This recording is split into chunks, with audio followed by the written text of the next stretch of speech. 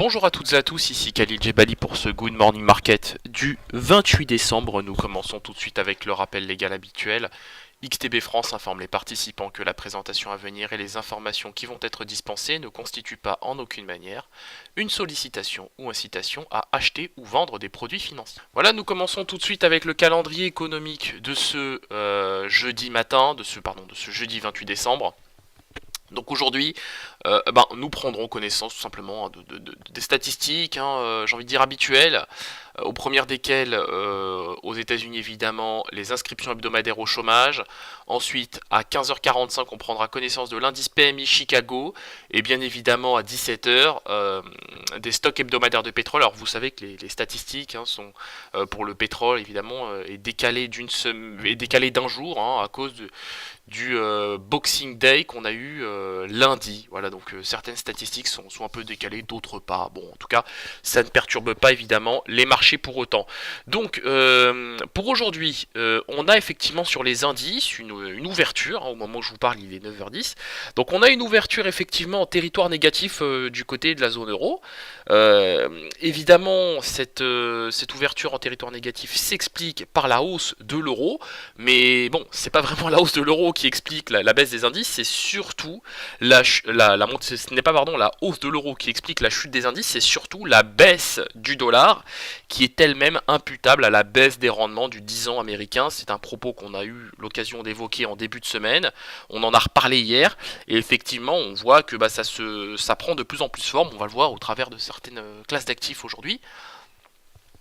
Mais effectivement, le biais, je dirais pas qu'on est dans un biais flight to quality, on est tout simplement dans un biais de baisse des rendements du 10 ans américain surtout, mais plus encore, on a peu de volume, peu de vol, on a peu de volume surtout, et donc les peu de volume qu'on a sur le marché, j'ai envie de dire, provoque un excès de volatilité, c'est-à-dire qu'un opérateur qui va faire habituellement 100 contrats DAX, 100 contrats DAX un 28 décembre et 100 contrats DAX un 1er décembre, ça n'a pas le même impact sur le marché, vous voyez.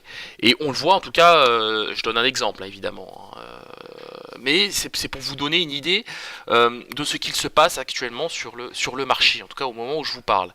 Donc on commence tout de suite avec l'analyse de la paire euro-dollar. Donc conformément à nos attentes, l'actif a bien rallié le niveau des 1,1940, on le disait hier. Par ailleurs, nous anticipions déjà le niveau des 1,19 $ pour 1 euro. On a aussi anticipé le niveau des 1,1940, donc c'est parfait en termes d'analyse.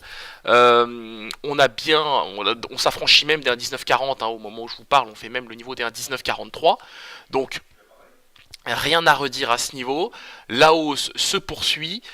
J'anticipe néanmoins un repli technique dans la mesure où le RSI évolue à l'intérieur de sa zone de survente et où les prix évoluent, j'ai envie de dire, où on a une évolution qui est relativement convexe des prix ce matin.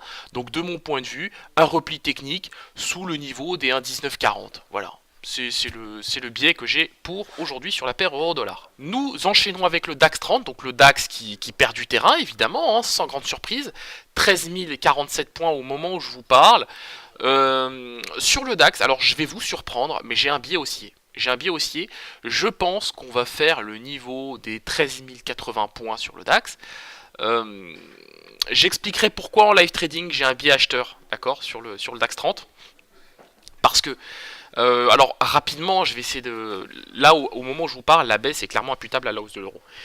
Le problème, c'est que ça se fait pas dans les mêmes proportions. Le DAX est quand même très résilient, d'accord? On voit quand même une vraie volonté des opérateurs de défendre certains seuils techniques, vous les avez sous les yeux, et ça marche, pour l'instant ça fonctionne. Donc j'estime qu'on va assister à un rebond technique sur le DAX en direction des 13 080 points, et on refera évidemment le point une fois qu'on aura, et si évidemment on touche le niveau des 13 080 points. Donc rendez-vous une fois de plus à 15h15, vous avez déjà une publication sur Xstation, dont j'espère que vous avez pris connaissance, et au sujet du DAX évidemment, donc rendez-vous bien évidemment à 15h15 pour un point beaucoup plus étayé au niveau du DAX et des indices d'une manière générale. Nous poursuivons avec le gold, donc le gold sans surprise, sans vol, 1292, alors on l'avait bien anticipé sur ce niveau, mais pas aussi vite, d'accord. On pensait pas qu'il ferait ce niveau aussi rapidement que ça. Donc maintenant, évidemment, bah, c'est pour moi, de mon point de vue, le niveau des 1300 $ hein, qu'il convient de viser.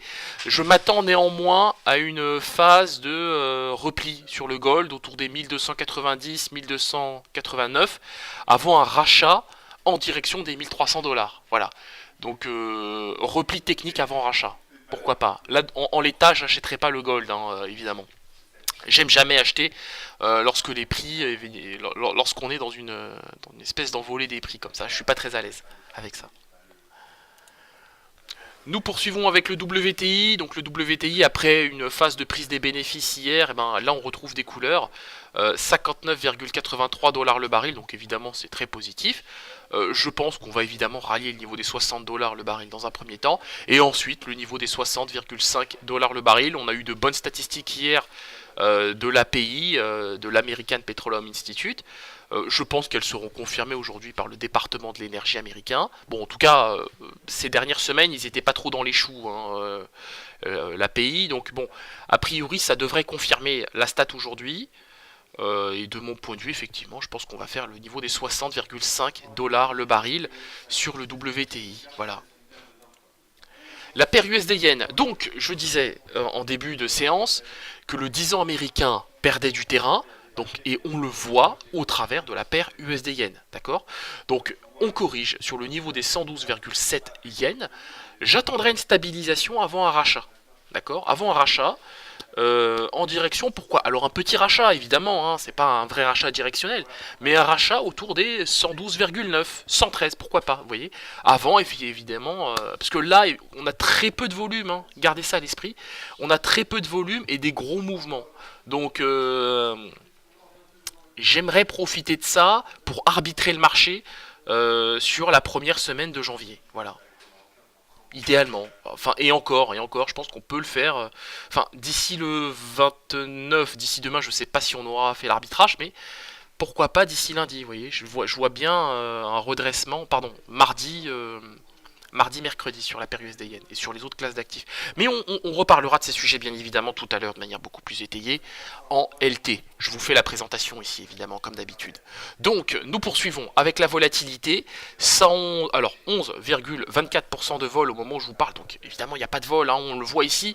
Il n'y a pas de vol sur les marchés, ou en tout cas moins que d'habitude.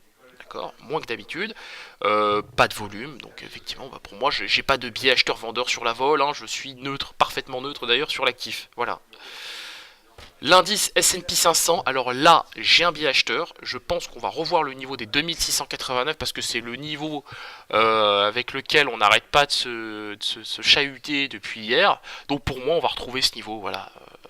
Il y a 1,5 points à prendre pour aller chercher ce niveau, donc pour moi on va les faire. Voilà, 2689, donc là voilà, rien de bien transcendant à ce niveau.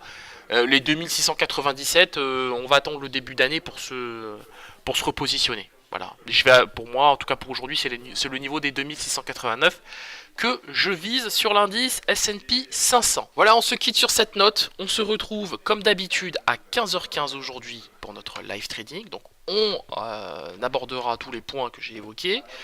Rendez-vous tout à l'heure. Voilà, donc ne manquez pas la séance du jour. Merci à vous.